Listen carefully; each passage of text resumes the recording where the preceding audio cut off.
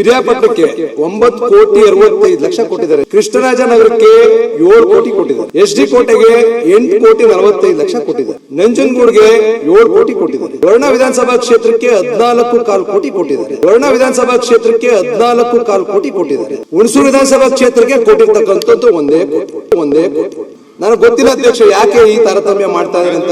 ನೂರಾರು ಕೋಟಿ ರೂಪಾಯಿನ ಅಕಾಲದಲ್ಲಿ ಮಂಜೂರು ಮಾಡ್ಕೊಟ್ಟಿದ್ವಿ. ತಾರತಮ್ಯ ಮಾಡ್ಬೇಕಂತ ಉದ್ದೇಶನೂ ಇಲ್ಲ, ಮಾಡೋ ಪ್ರಯತ್ನ ಮಾಡ್ಲಿಕ್ಕೆ ಆಗೋದಿಲ್ಲ. ಅಯ್ಯೋ, ಎಷ್ಟು ಕೊಟ್ಟಿದ್ದೀರಿ ಅಂತ ಅಧ್ಯಕ್ಷ. ನಿಮ್ಮ ಮುಖಾಂತರ ಮಾನ್ಯ ಸಚಿವರಲ್ಲಿ ಇಲ್ಲಿ ಪಿರಿಯಾಪಟ್ಟಣಕ್ಕೆ 9,65,00,000 ಕೊಟ್ಟಿದ್ದಾರೆ ಅಧ್ಯಕ್ಷರೇ.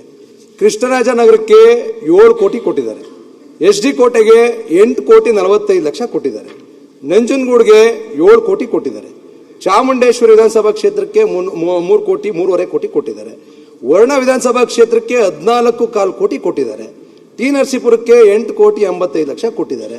ಚಾಮರಾಜ ಕ್ಷೇತ್ರಕ್ಕೆ 5 ಕೋಟಿ ಕೊಟ್ಟಿದ್ದಾರೆ. ನರಸಿಂಹರಾಜ ಕ್ಷೇತ್ರಕ್ಕೆ 4 ಕೋಟಿ ಕೊಟ್ಟಿದ್ದಾರೆ ಅಧ್ಯಕ್ಷರೇ. ಹುಣಸೂರು ವಿಧಾನಸಭಾ ಕ್ಷೇತ್ರಕ್ಕೆ ಕೊಟ್ಟಿರ್ತಕ್ಕಂಥದ್ದು 1 ಕೋಟಿ. ಕೃಷ್ಣರಾಜ ಕ್ಷೇತ್ರಕ್ಕೆ ಕೊಟ್ಟಿರ್ತಕ್ಕಂಥದ್ದು 1 ಕೋಟಿ. ಇರ್ತಕ್ಕಂಥ 11 ವಿಧಾನಸಭಾ ಕ್ಷೇತ್ರಗಳ ಪೈಕಿ ಒಟ್ಟಾರೆ ಕೊಟ್ಟಿರ್ತಕ್ಕಂಥದ್ದು 70 ಕೋಟಿ ಅನುದಾನ. ಹುಣಸೂರಿಗೆ ಕೊಟ್ಟಿರ್ತಕ್ಕಂಥದ್ದು 1 ಕೋಟಿ. ಕೃಷ್ಣರಾಜ ಕ್ಷೇತ್ರಕ್ಕೆ ಕೊಟ್ಟಿರ್ತಕ್ಕಂಥದ್ದು 1 ಕೋಟಿ.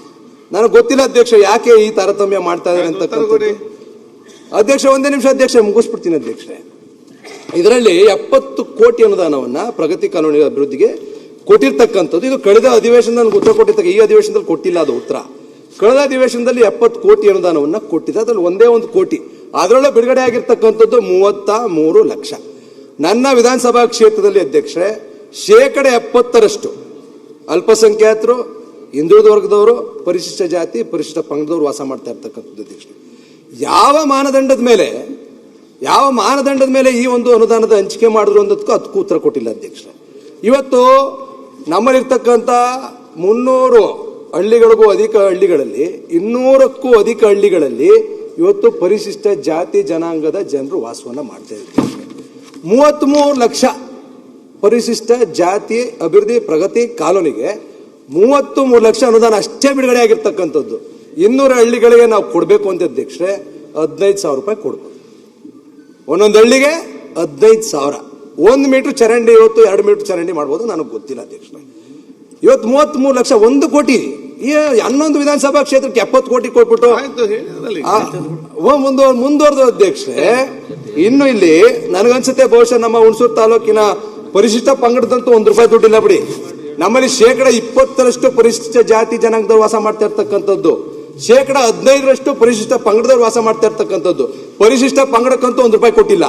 ಪರಿಶಿಷ್ಟ ಜಾತಿಯವ್ರಿಗೆ 20% ಒಟ್ಟಾರೆ ಜನಸಂಖ್ಯೆಯಲ್ಲಿ ಪ್ರಶ್ನೆ ಅದೇ ಅಧ್ಯಕ್ಷ. ಅನುದಾನ ತಾರತಮ್ಯ ಯಾಕೆ? ಜಿಲ್ಲೆಯಲ್ಲಿ 70 ಕೋಟಿ ಬಂದಿದೆ, ನಿಮ್ಮಲ್ಲಿ 1 ಕೋಟಿ ಉತ್ತರ ಕೊಡ್ತಾರೆ. ಒಂದೇ ನಿಮಿಷ ಅಧ್ಯಕ್ಷ, ಕೃಷ್ಣಪ್ಪನವರಿಗೆ ಉತ್ತರ ಕೊಡ್ತಾರೆ. ಅವರು ಯಾವತ್ತು ಸಾಮಾಜಿಕ ನ್ಯಾಯದ ಬಗ್ಗೆ ಹೋರಾಟ ಮಾಡಿ ಬೆಳೆದು ಬಂದವರು, ಅವರು ಅನ್ಯಾಯ ಮಾಡ್ತಾರೆ ಅಂತ ಏನ್ ಅರ್ಥ? ಆಯ್ತು, ಉತ್ತರ ಕೊಡ್ಲಿಕ್ಕೆ ಬಿಡೋದು ಏನ್ ಮಾಡುದು?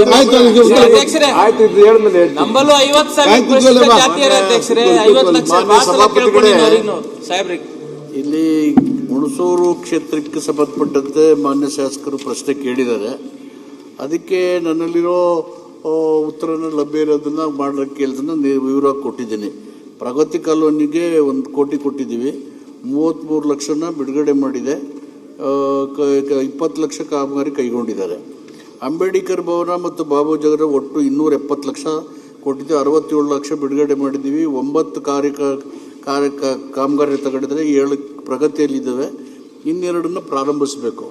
ಸೊ ಇಲ್ಲಿ ತಾರತಮ್ಯ ಪ್ರಶ್ನೆ ಬರೋದಿಲ್ಲ. ನಾನು ಹಿಂದೆ ಲೋಕೋಪಯೋಗಿ ಮಂತ್ರಿ ಆಗಿದ್ದಾಗ ಹುಣಸೂರು ತಾಲೂಕಿನ ಪ್ರತಿಯೊಂದು ಹಳ್ಳಿನೂ ಕಾಂಕ್ರೀಟೀಕರಣಗೊಳಿಸಿದ್ವಿ. ಅದು ಮಾನ್ಯ GT ದೇವರಿಗೂ ಗೊತ್ತಿದೆ, ಹರೀಶ್ ಗೌಡರು ಕೊಟ್ಟಿದ್ದಾರೆ. ನೂರಾರು ಕೋಟಿ ರೂಪಾಯಿನ ಅಕಾಲದಲ್ಲಿ ಮಂಜೂರು ಮಾಡಿಕೊಟ್ಟಿದ್ದೀವಿ. By and large all the SC/ST colonies are being concretised ಇನ್ಫ್ರಾಸ್ಟ್ರಕ್ಚರ್ನ. ಸೊ ಇದರ ಇನ್ನೂ ಉಳಿದಿರೋಂಥದನ್ನ ಹಣಕಾಸಿನ ಲಭ್ಯತೆಗೆ ಅನುಗುಣವಾಗಿ ಹಣಕಾಸನ್ನು ಕೊಡಲಿಕ್ಕೆ ಪ್ರಯತ್ನ ಮಾಡ್ತೀವಿ. ಮತ್ತು ಅವ್ರು ಕೆಲವು ಪ್ರಪೋಸಲ್ ಕೊಟ್ಟಿದ್ದಾರೆ, ನನ್ನ ಮುಂದೆ ಇದ್ದಾವೆ. ನನ್ನಲ್ಲಿರೋ ಹಣಕಾಸನ್ನು ಗಮನದಲ್ಲಿ ಇಟ್ಕೊಂಡು ಕೊಡ್ತೀವಿ. ತಾರತಮ್ಯ ಮಾಡಬೇಕಂತ ಉದ್ದೇಶನೂ ಇಲ್ಲ, ಮಾಡೋ ಪ್ರಯತ್ನನೂ ಮಾಡಲ್ಲ. ರಾಜೇಗೌಡ, 1 ನಿಮಿಷ ಅಧ್ಯಕ್ಷ. ಇದು ಹಿಂದಿನ ಸರ್ಕಾರದಲ್ಲಿ 100 ಕೋಟಿ ಕೊಟ್ಟಿರ್ಬೋದು ಅಧ್ಯಕ್ಷರೇ, ಕೊಟ್ಟಿರ್ಬೋದು. ಒಂದು ನಿಮಿಷ, ಇಂದಿನ ಸರ್ಕಾರದಲ್ಲಿ ಅಧ್ಯಕ್ಷರೇ ಕೊಟ್ಟಿರ್ಬೋದು. ಈಗ ಯಾಕೆ ಕೊಡ್ತಾರೆ? ಹಿಂದಿನ ಸರ್ಕಾರದಲ್ಲಿ ಹಂಗಾದ್ರೆ ನರಸೀಪುರ ಕೊಟ್ಟಿಲ್ವಾ? ಹಾಗಾದ್ರೆ ಓರ್ಣ ಕೊಟ್ಟಿಲ್ವಾ? ಮತ್ತೆ ಈ ಸರಿ ಅಧ್ಯಕ್ಷ ನಾನು ಕೇಳ್ತಾ ಇರ್ತಕ್ಕಂಥದ್ದು ಕಳೆದ ಸರ್ಕಾರದಲ್ಲಿ ಇಡೀ ರಾಜ್ಯದಲ್ಲಿ ನೋಡ್ಕೊಂಡಿರ್ಬೋದು ಅಧ್ಯಕ್ಷರೇ. ಎಲ್ಲ ಮಾನ್ಯ ಸದಸ್ಯರು ಗೊತ್ತಿದೆ. ಈಗ ನನ್ನ ಕಡೆ ಇರ್ತಕ್ಕಂಥ ಹಣಕಾಸಿನ ಲಭ್ಯತೆಗೆ ಅನುಗುಣವಾಗಿ ಕೊಡ್ಲಿಕ್ಕೆ ಪ್ರಯತ್ನ ಮಾಡ್ತೀನಿ. ಉದ್ದೇಶ ಎಂದು ನನ್ನ ತಲೆನಲ್ಲಿ ಆತರ ಮಾಡ್ಬೇಕಂತ ನನ್ನ ಪ್ರಶ್ನೆ ಇಷ್ಟು ಅಧ್ಯಕ್ಷ, ಕಳೆದ ಸರ್ಕಾರದಲ್ಲಿ ಇಟ್ಕೊಂಡೇ ಕೆಲಸ ಮಾಡ್ಬೇಕಲ್ಲ, ಕೊಟ್ಟಿರ್ಬೋದು. ಬೇರೆ ಕ್ಷೇತ್ರ ಅವ್ರಿಗೆ ಡಿಮಾಂಡ್ ಇರುತ್ತೆ, ಕೇಳೋದೆಲ್ಲ ಮಾಡ್ಲಿಕ್ಕೆ ಆಗೋದಿಲ್ಲ. ಮುಗಿಸಿ. ಅಲ್ಲ ಅಧ್ಯಕ್ಷ, ಸಭಾಧ್ಯಕ್ಷರೇ, ಹಿರಿಯ ಸಚಿವರು ಸಾಹೇಬ್ರು ಹೇಳ್ತಾರ ಲೋಕೋಪಯೋಗಿ ಇಲಾಖೆದಾಗ ಕೊಟ್ಟಿಲ್ಲ ಅಂತೇಳಿ. ಆಗ ಎಲ್ಲರಿಗೂ ಕೊಟ್ಟಿದ್ದೀರಿ, ನೀವು ನಮಗೂ ಕೊಟ್ಟಿದ್ದೀರಿ. ಈಗ ಯಾಕೆ ತಾರತಮ್ಯ ಮಾಡಕತ್ತೀರಿ? ಸಮಾಜ ಕಲ್ಯಾಣ ಸಚಿವರಾದ ನೀವು ಹಿರಿಯ ಸಚಿವರು ಮೇಲೆ ನೀವು ನಮಗೂ ತಾರತಮ್ಯ ಮಾಡತ್ತಾರೆ. ಯಾಕೆ ಮಾಡತ್ತೀರಿ? ಎಲ್ಲರಿಗೂ ತಾರತಮ್ಯ ಮಾಡತ್ತಾರೆ ಸರ್. ದಯಮಾಡಿ ಮಾಡಬೇಡ, ಕೈ ಮುಗಿತಾರೆ. ಲೋಕೋಪಯೋಗಿ ಸಚಿವರಾಗ ನೀವು ಸಾಕಷ್ಟು ಅನುದಾನ ಕೊಟ್ಟಿದ್ದೀರಿ. ಹೇಳ್ತೇನೆ ನಾ ಅದನ್ನೇನು ನಾವು ಅಧ್ಯಕ್ಷ ಒಂದ್ ನಿಮಿಷ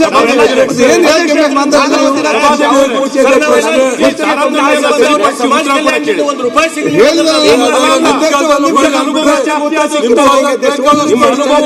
ಆದಷ್ಟು ತಾರತಮ್ಯ ಜಾಸ್ತಿ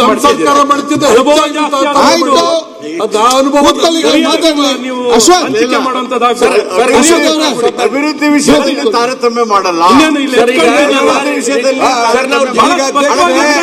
ಈಗ ಡಾಕ್ಟರ್ ಹಣಕಾಸಿನ ಬೇರೆ ಕ್ಷೇತ್ರಗಳಿಗೆ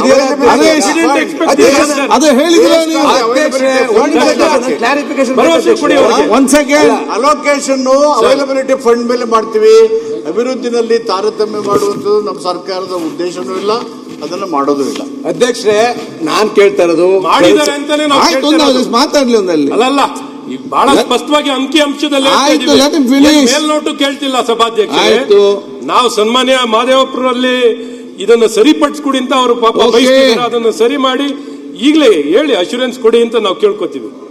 ಒಂದ್ ನಿಮಿಷ ಅಧ್ಯಕ್ಷ, ನಾನು ಹೇಳ್ತಕ್ಕಂಥದ್ದು ತಾರತಮ್ಯ ಅಂತ ಅಲ್ಲ. ನಾನು ಹೇಳ್ತಾ ಇರೋದು ಬೇರೆ ಬೇರೆ ಕ್ಷೇತ್ರಗಳಿಗೆ ಇಷ್ಟೊಂದು ಅನುದಾನ ಕೊಟ್ಟು ಇಂದಿನಲ್ಲಿ ಪಿಡಬ್ಲ್ಯೂಡಿ ಸಚಿವರಾಗಿ ಈ ಕ್ಷೇತ್ರಗಳಿಗೂ ಸಾಕಷ್ಟು ಅನುದಾನ ಹೇಳ್ತಿದ್ರೆ ಆಗೋದಿಲ್ಲ. ಹೊಸದಲ್ಲ ಅಧ್ಯಕ್ಷ, ಇದೆ ಹೊಸದಲ್ಲ ಅಧ್ಯಕ್ಷ.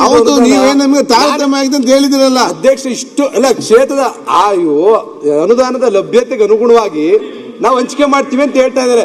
ಬೇರೆ ಬೇರೆ ಕ್ಷೇತ್ರಗಳಿಗೆ ಇಷ್ಟೊಂದು ಲಭ್ಯತೆ ಇರ್ಬೇಕಾದ್ರೆ ನಮ್ ಕ್ಷೇತ್ರಕ್ಕೆ ಬರೀ 1 ಕೋಟಿ ಹೇಳಿದ್ರೆ ಮುಂದುವರೆದು ಆಯ್ತು, ಅದು ಬಿಡಿ. ಇನ್ ಮುಂದುವರೆದು ಡಾಕ್ಟರ್ BR ಜಾಸ್ತಿ ಕೊಟ್ಟಿದ್ದೀನಿ. ಅಯ್ಯೋ, ಎಷ್ಟು ಕೊಟ್ಟಿದ್ದೀರಿ ಅಂತ.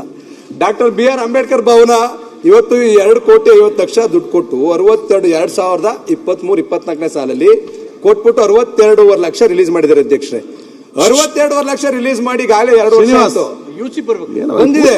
ಯುಸಿ ಬಿಟ್ರೆ ಉಳಿದದ್ದು ಎಲ್ಲ ಯುಸಿ ಕೊಟ್ಟರೆ ಉಳಿದದ್ದು ಕೊಡ್ತೀರಿ ಬಿಡಿ. ಯುಸಿ ಕೊಟ್ಟು 1 ವರ್ಷ ಆಗಿದೆ ಅಧ್ಯಕ್ಷ.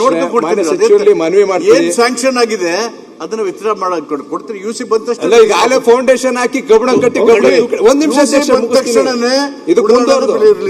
ಇದಕ್ಕೆ ಮುಂದುವರೆದು ಡಾಕ್ಟರ್ ಬಾಬು ಜಗಜೀವನ್ ರಾಮ್ ಸಮುದಾಯ ಭವನ 2011ರಲ್ಲಿ ಪ್ರಾರಂಭ ಆಗಿರ್ತಕ್ಕಂಥದ್ದು. 2011ರಲ್ಲಿ ಇವತ್ತು 16 ವರ್ಷ ಆಗಿದೆ, ಇನ್ನೂ ಉದ್ಘಾಟನೆ ಆಗಿಲ್ಲ. ನಾನು ಮಾನ್ಯ ಒಂದೇ ನಿಮಿಷ ಅಧ್ಯಕ್ಷರೇ, ಕಂಪ್ಲೀಟ್ ಮಾಡಕ್ ಬಿಟ್ಬಿಡಿ, ಮುಗಿಸ್ಬಿಡ್ತೀನಿ. ಒಂದು ಪಾಯಿಂಟ್ ಅಲ್ಲ ಅಧ್ಯಕ್ಷ, ಇದು 3-6 ಪಾಯಿಂಟ್. ಇವತ್ತು ಬಾಬು ಜಗಜೀವನ್ ಭವನ 2011ರಲ್ಲಿ ಪ್ರಾರಂಭ ಆಗಿದ್ದು, ಇನ್ನೂ ಓಪನ್ ಆಗಿಲ್ಲ, ಬಿಲ್ಡಿಂಗ್ ಓಪನ್ ಆಗಿಲ್ಲ, ಬಿದ್ದೋಗಿ ಬರ್ಬೇಕಷ್ಟೇ. ಏನ್ ಮಾಡ್ಬೇಕು ಹೇಳಿ? 20 ಲಕ್ಷ ಅನುದಾನ ಕೊಟ್ಟಿದ್ದಾರೆ. 40 ಲಕ್ಷ ಅನುದಾನ ಬೇಕಾಗಿತ್ತು, 20 ಲಕ್ಷ ಕೊಟ್ಟಿದ್ದಾರೆ. 5 ಲಕ್ಷ ರಿಲೀಸ್ ಮಾಡಿದ್ದಾರೆ ಹೋದ ವರ್ಷ. ಅದಕ್ಕೂ ಯುಸಿ ಕೊಟ್ಟಿದೀವಿ, ಅನುದಾನ ರಿಲೀಸ್ ಆಗಿಲ್ಲ ಅಧ್ಯಕ್ಷರೇ. ಇವತ್ತು 16 ವರ್ಷ ಈ ಅಂಬೇಡ್ಕರ್ ಭವನ. ಒಂದೇ ನಿಮಿಷ ಮುಗಿಸ್ಬಿಡ್ತೀನಿ, ಉತ್ತರ ಕೊಡಿ. ಅಲ್ಲ, ಅನುದಾನ 62 ಲಕ್ಷ ಕೊಟ್ಟು ಇನ್ನೇನೋ ಬಿಲ್ಡಿಂಗ್ ಕಟ್ಟೋದು ಏನು ಉದ್ದೇಶ, ಅದೇನೋ ಸಾಧಕ ಬಾಧಕ ಆಗುತ್ತೋ ಗೊತ್ತಿಲ್ಲ ನನಗೆ. ಈ ಬಾಬು ಜಗಜೀವನ್ ಭವನ 16 ವರ್ಷದಿಂದ ಆಗಿಲ್ಲ ಅಧ್ಯಕ್ಷರೇ. ಇದಕ್ಕೆ ಸಂಪೂರ್ಣವಾಗಿ 40 ಲಕ್ಷ ಅನುದಾನ ಕೊಟ್ಟು ದಯಮಾಡಿ ರಿಲೀಸ್ ಮಾಡಿಕೊಟ್ರೆ 16 ವರ್ಷ ಆಗಿದೆ. 16 ವರ್ಷನಾದ್ರೂ ಆದ್ಮೇಲಾದ್ರೂ ನಾವು ಆ ಬಿಲ್ಡಿಂಗ್ ನ ಅವ್ರನ್ನೇ ಕರ್ಕೊಂಡು ಉದ್ಘಾಟನೆ ಮಾಡ್ತೀವಿ.